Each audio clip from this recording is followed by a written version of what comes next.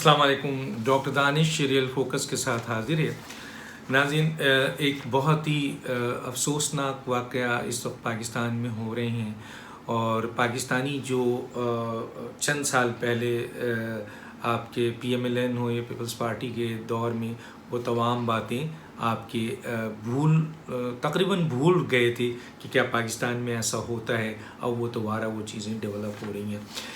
देखें, एक बात तो तय है कि पाकिस्तान में इस वक्त जो सियासी माहौल है, यानी सियासी बहरान है, मुआशी बहरान है, और ये कोई मामूली नहीं, शदीद सियासी बहरान है, शदीद मुआशी बहरान है, शदीद इंतज़ामी बहरान है। ब्यूरोक्रेसी ना इमरान खान पर एतबार कर रही है, ना काम कर रही है। मैं बहुत कुछ बोल सकता हूँ।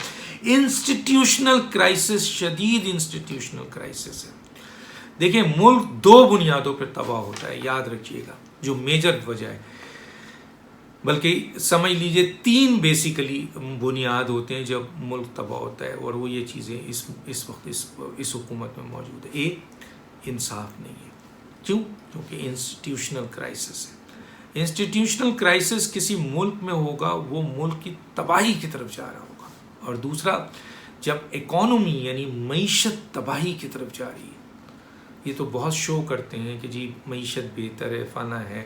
आम आदमी, इकॉनमी, आम आदमी को देखें, आम आदमी को देखें कितनी गुर्बत हो गई, आम आदमी को देखें कितनी महंगाई है, आम आदमी को देखें कितना गैस का बिल है, पेट्रोल का बिल है, कितना कैरोसिन का कीमत है, खाने पीने की कितनी कीमत है, रोटी दाल आटा पानी टैक्स, ये देखें आप। और इसी तरीके से आप बेरोज़गारी देखें तो इससे पता चलता है। स्टैटिस्टिक्स छोड़ें, स्टैटिस्टिक्स तो हुकूमत का काम होता है। तो आप देख लें, तबाही है। कितना कर्ज लिया है, कितना आपने इस वक्त ले लिया है कर्ज, कितना आपका GDP, इस पर मैं नहीं जा रहा। आप आ जाएं, आम आदमी की हालत देख लें कि एक आदमी कहाँ खड़ा है।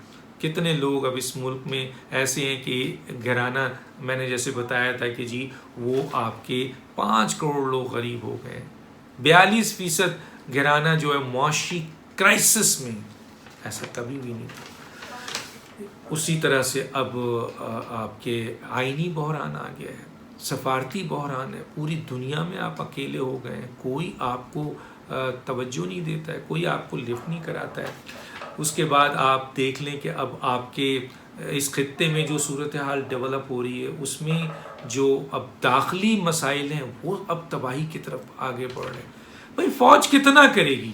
फ़ौज का काम है सरहदों की हिफाजत करना। फ़ौज अपनी सरहदों की हिफाजत कर रही है, और इस तरह की एक हुकूमत की मौजूदगी में, हालांकि इस्टेब्लिशमेंट की बहुत बड़ी ज़िम्मेदारी है कि वो एक सिलेक्टेड हुकूमत को लाई, और उनको एहसास भी हो गया है कि उन्होंने बहुत बड़ी गलती की है। लेकिन क्या करें, सिलेक्टेड हुकूमत लाएं, अब उनके पास चॉइस क्या है? अब चॉइस में जाहिर है अपोजिशन जब इस्टेब्लिशमेंट के साथ मिलकर कोई मामला तय करेगी तो चॉइस होगा ना। अगर अपोजिशन ये कहे कि जी आप लाएं, आप ही फैसला करें, तो कैसे हो सकता है?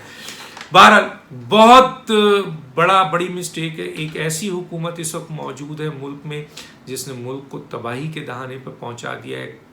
इंस्टीट्यूशनल क्राइसिस है, हर किस्म की क्राइसिस है। अब आते हैं हम जो मेन मुद्दा मैं बताना चाहता हूँ, और वो ये है कि जनाब आली इस मौके पे, जबकि आपकी काबीना में आप देख लें वज़रा कौन है, सब इनकॉम्पिटेंट है। एक को निकालते हैं दूसरे को।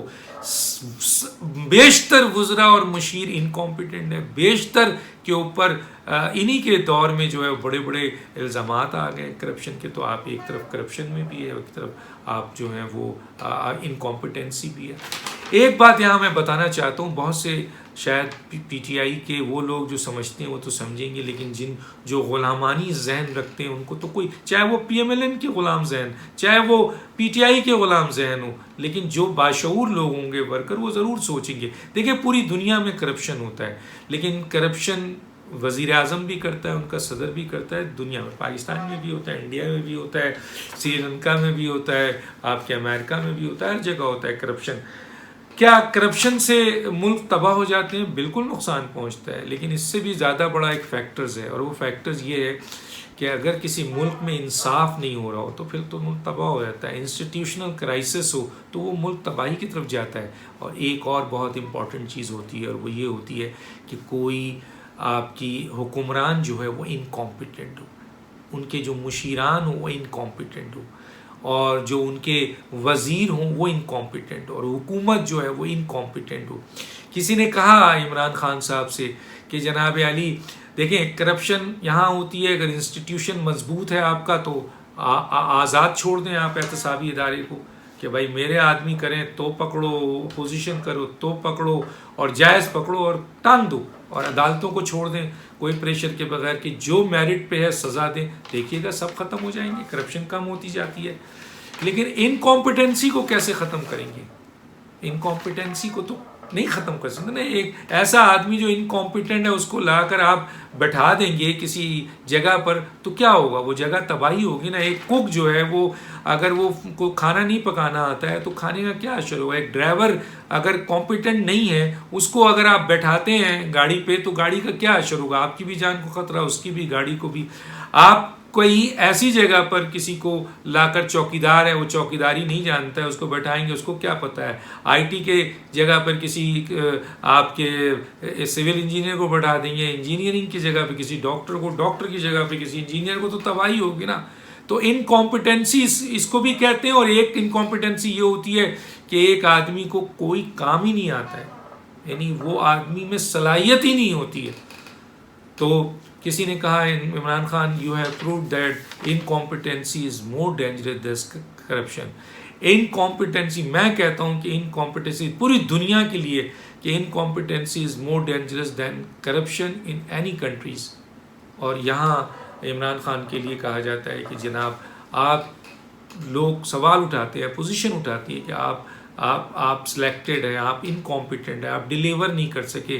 गवर्नेंस के हालात देख लें, मुल्क तबाही की तरफ जा रहा है। इंतज़ामी मामला देख लें, एतमाद नहीं है लोगों को, बड़ी बड़ी बातें आप करते हैं। अब अगर हम ये बातें करते हैं तो आपके जो लोग होते हैं वो गालियाँ बकते हैं, बुरा भला कहे भाई, या फिर आप आए दलाइल लेके भाई इमरान खान साहब ने ये काम किया। आइए बताइए, आइए। बहुत से लोग उनकी मईशत को सपोर्ट करते हैं, बताइए भाई मईशत कहाँ खड़ी है, हम बताएंगे।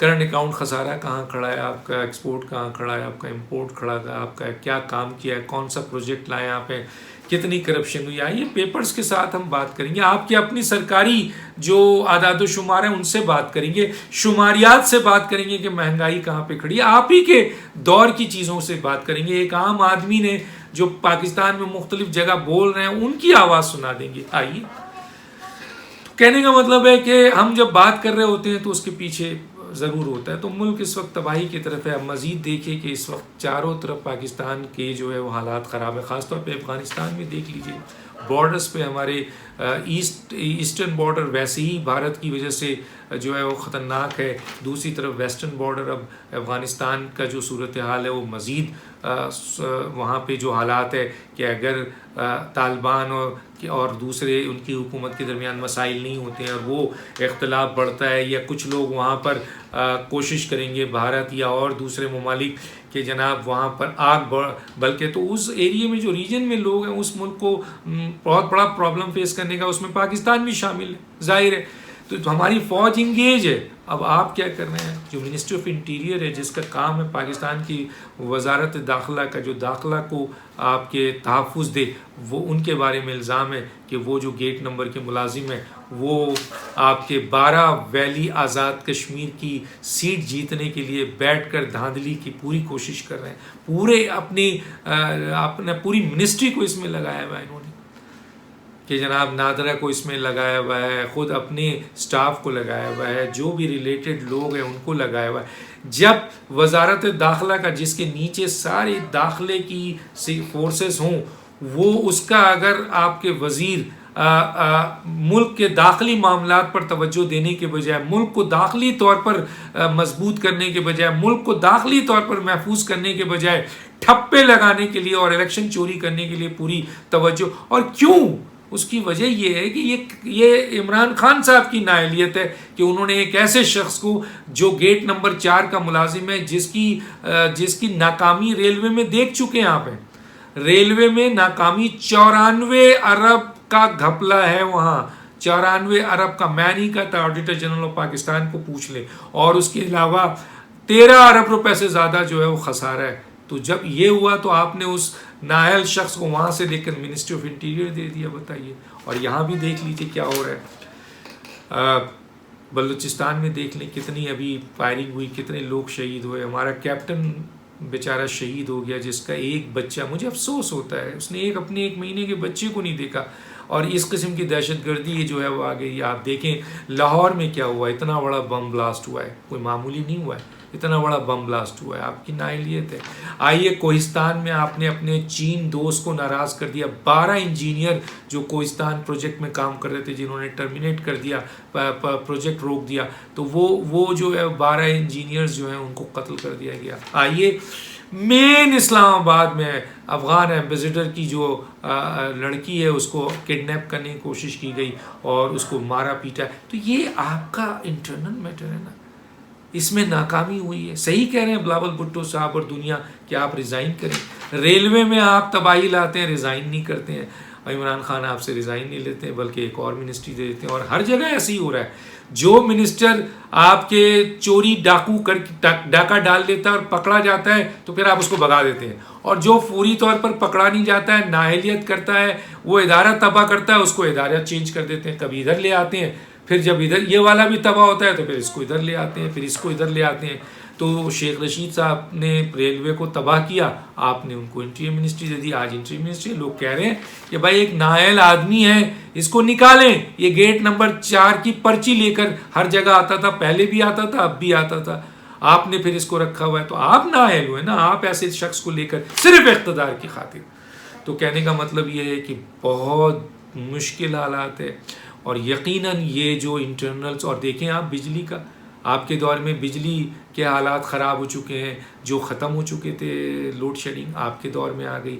सवात से दहशतगर्दी ख़त्म हो गई, कराची से ख़त्म हुई, वज़ीरिस्तान से ख़त्म हो गई। लोग खुदकुश को भूल चुके थे, लोग बम धमाके को भूल चुके थे। ये क्रेडिट नवाज शरीफ को भी जाता है, ये क्रेडिट जरदारी साहब को भी जाता है। लेकिन आपने क्या दिया? आपको क्या क्रेडिट दें हम कि आपने दोबारा उन दहशतगर्द, दोबारा बम ब्लास्ट, दोबारा खुदकुश हमले, दोबारा अगवा, दोबारा क्राइम, दोबारा सब चीज़ दोबारा आने लगी है।